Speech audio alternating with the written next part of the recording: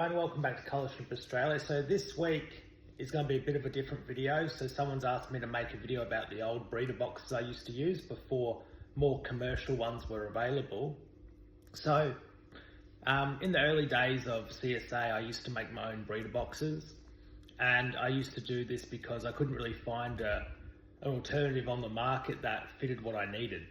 So I used to get an old guppy box, and I used to get a PVC end cap, and then using aquarium safe silicone, I used to glue the PVC end cap to the bottom of the guppy box, and then the shrimp would be okay in there because I had water movement, and I used to be able to do my selective breeding in that. So what I used to do is I used to grab 3 or 4 pairs, put them in the box, and the PVC end cap was to allow the food, so it was like a feeding dish essentially. And that way it made it really easily so I could do my selections without having to use multiple tanks. And at that time, shrimp boxes with the woven mesh weren't really popular back then, and they were struggling to get them here in Australia. So I used to improvise and do my own. So this is just one way that you could build one without spending a lot of money. A guppy box is about $5 to $10. A PVC end cap's about $2. And the aquarium safe silicone's about $5.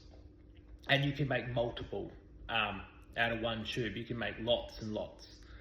Whereas, a more commercialized breeder box now is pushing that, $45, $50 mark. And, when you're trying to do, 30, 40 boxes, that's pretty expensive. So I just thought I'd put this together to show you what it looked like and the benefits of doing it this way. I'll recap at the end.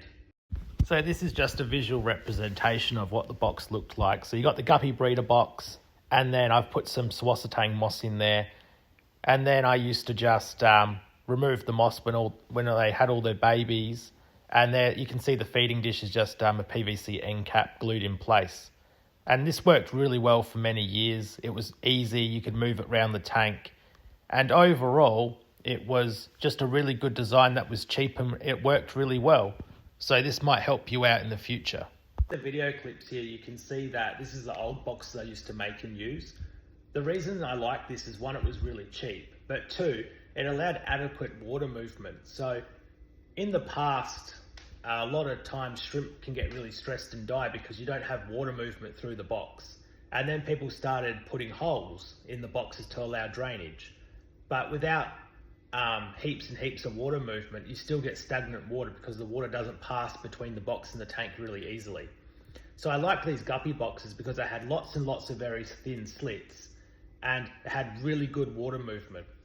And also, you could put a feeding dish in there, and then it didn't matter when you took it out because it wouldn't damage the box, because you could just get a knife under there and lift it up. Whereas I tried it in the more acrylic plastic boxes, and it would stick really hard and it wouldn't chip up. So it wasn't really worth it. Plus, you're not going to try and put a feeding dish in a $45, $50 box, because that's a fair bit of money. Whereas, in a $5 to $10 guppy breeding box, you can. It's not that expensive. And then also, the reason I liked the design I came up with is the feeding dish. I could suck up all the uneaten food. And it was really contained because it was a real nice deep vessel for holding the food. Whereas in the more, nicer boxes, the food can pull out of the holes quite easy, and it's just a bit more messy because you've got to suck the whole box out. So this worked really well for me for about 3-4 years. And then one of my friends actually, did a deal with me to give me a heap of boxes. I still use these today, but I sort of use them on and off. And then the other reason I like it, so the third reason, is you can move it around the tank. It doesn't actually have to stick on the railing of the tank, which is another reason. So if you're catching shrimp or doing something, you can push the box around the tank, and it's really easy to move. Whereas the more traditional boxes, they stick on the rim of the tank, and you've got to slide it around or lift it and then put it back. So just thought I'd make a quick little video about why I decided to make these boxes, and it might encourage you to make them. So the reason I used to use the breeder boxes is you control which breeding you want to do. So in this clip, you can see I've got a fair few females and a couple of males in this box of Bloody Marys. And I know that those two males are the only two males that can breed with those females. That way I can control what shrimp are going to breed with what shrimp in that enclosed environment. And then when I grow the babies, I know the parents they've come from. So the only possibility can be those two males bred with different combinations of those females and vice versa.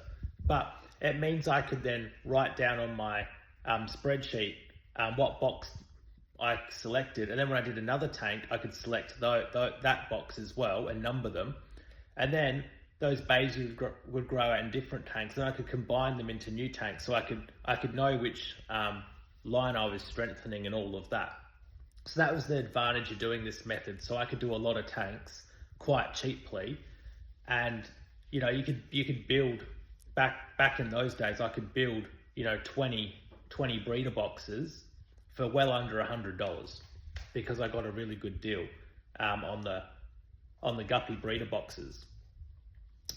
So yeah, this was just to show you a blast from the past, really, of what I used to do, and I still do it now. But yeah, just an alternative to save a bit of money and get the desired result. So hopefully you really liked the video, and I'll catch you next week.